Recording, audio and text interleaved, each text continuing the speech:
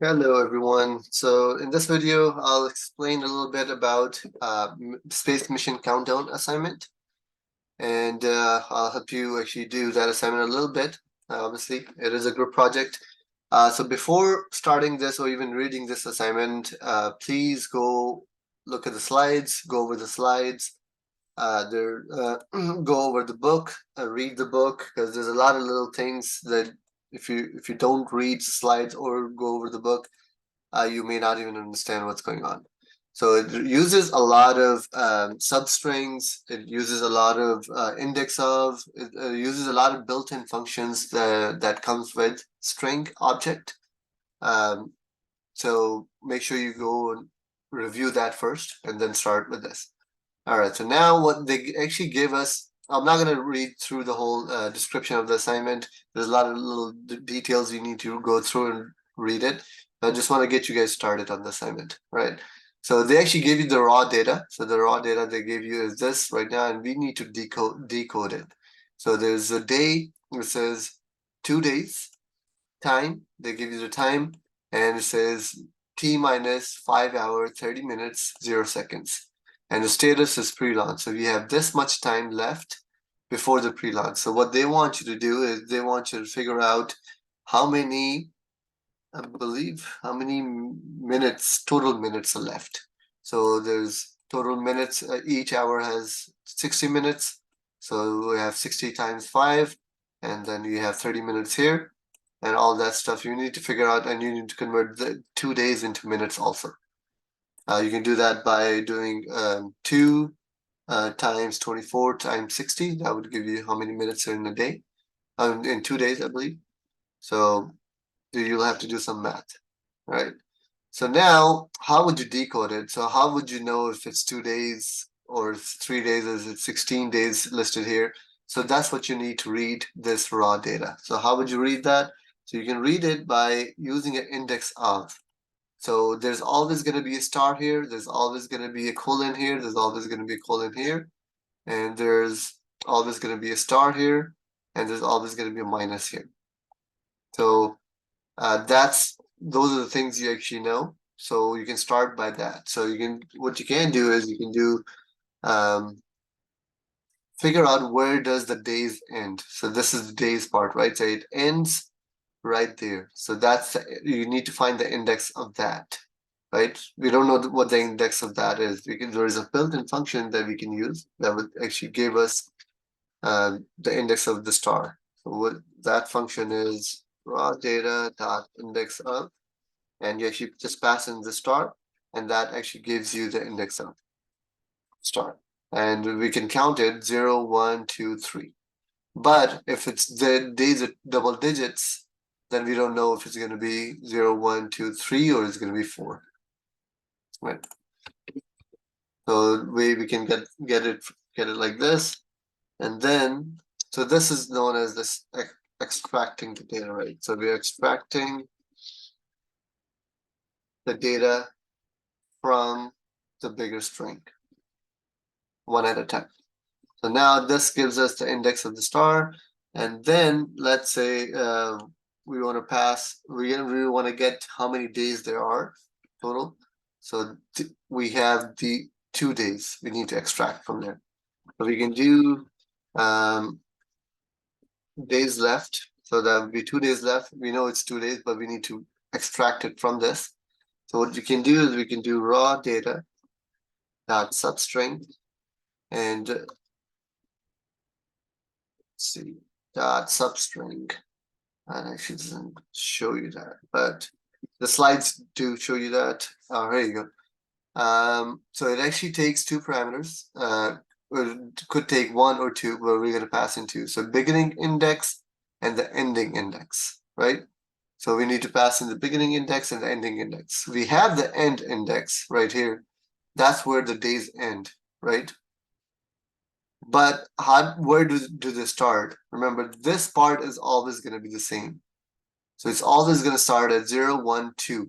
So it's always going to start at 2 index. So 2, and the end index is, we already extracted it this way right here. This one, remember it stops one before that. So this would give you, let's actually print it out and actually show you from the system, dot out, dot print ln, and days left. Let's see if it actually extract 2 or does it extract a different number. Remember, we're taking a substring of this. So substring, you're going to pass in the starting index and the ending index, and actually extract 2 from there. So let's go and change that number to 3 and see if it actually extracts 3. And this, even if you change that to like a 30 days, that would still extract 30. Because remember, we gave it the starting position and the position of this. And since we have 2 digits, the position of the star changed. All right. So I want to change that back to 2. So now we have days left in string. What we need to do is we need to convert this days left to an integer so we can actually use math on it. Remember, to convert 2 days to minutes, we need to do some math on it. We need to multiply that by 24, then by times 60 to get this into minutes. We cannot do that on the string, so we can convert it into integer. So int days left equals 2, and then there we can use an integer class. There are multiple ways you can do this. So you can use an integer class dot parse int, and you can pass in the string. This would give you an integer.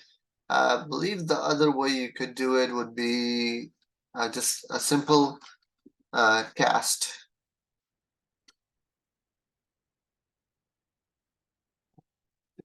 Work. Let's see if it works or if it doesn't work. If you do it.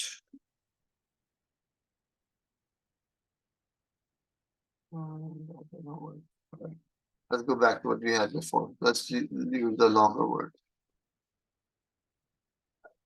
So integer is a built-in class that we can use, and parse int, that means whatever you pass in here will be parsed into integer and will be stored into this variable. So now that this int days left is that integer value. We can, if you want to, you can combine both these into one line. That is up to you. All right. So we got the days. Let's get the hours. All right. So I'm going to take this out. So extracting the data, this is getting days. We got the days. Now let's get the hours. How would we get the hours? So hours is this number right here. This is what we need to extract. So we have this position right here, right? So we have the starting position. So we can do int time start, and time start where the day end plus day end here, right? Plus 1, 2, 3. So if you do 3, that would get you to this number. But this number could be 15. It could be a double digit number 2, right? So then we need to extract the index of the colon. So now we have this index, because remember we had the index of the star right there, day end, and then we added 1, 2, 3 to it. Now we got to 5. Now when we don't know if it's going to be double digit or single digit, so we need to extract whatever is between here and here. And then we get end time end. Remember, these we're getting the indexes right now. And the way we'd get the index would be raw data dot index of, and we pass in this. And this will actually gives you can use the semicolon, and that would actually give you the index of the first, I'm sorry, not the semicolon, the colon itself. And that would give you the index of the first colon, not this one or any other ones that you have before. After that, it only gives you the index of the first one. Right. And then you can get hours.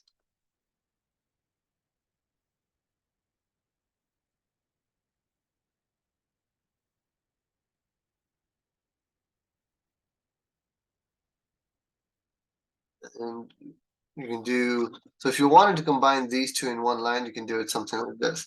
So you can do integer and hours equals 2.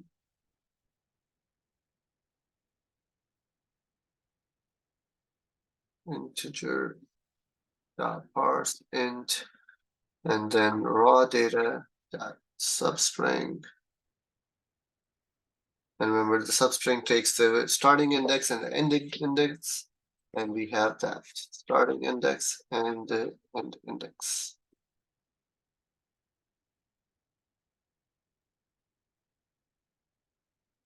And that would give you hours. So let's test it out if we actually extracted that.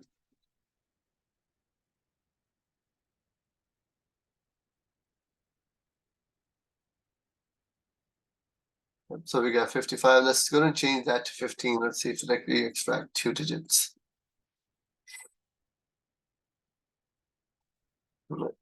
So remember, we had this position, we added 3 to it, we got it up to here. We got it up to here. So when we pass in the time start, this right here, index, that number itself is included. And then we pass the index of this. And the ending index, whatever we pass, that is actually not included when we do the substring. So that's why we get the double digit. Right. All right. So this actually works.